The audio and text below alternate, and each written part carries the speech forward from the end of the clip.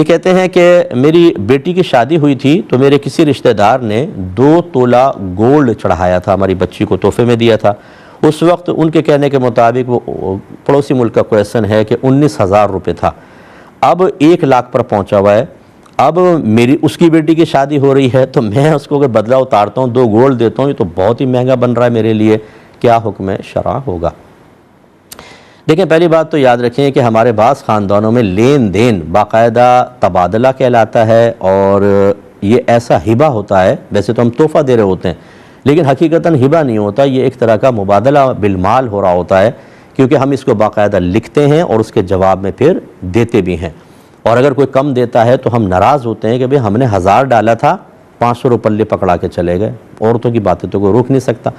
तो लिहाजा अगर ऐसा आपके ख़ानदान में लेना देना है तो फिर अगर आपके अंदर हिम्मत है तो बहरहाल 2 तोला ही दीजिए, और अगर आपके अंदर हिम्मत नहीं है तो फिर असले मसला तो यही है कि जितना किसी ने दिया आप पे वाजिब नहीं है कि आप उतना ही दें, आप अपनी हस्बे हैसियत दे दें। आप फिर गोल्ड ना दें, आप कोई और चीज़ दे दें ऐसी जो बड़ी बड़ी लगें।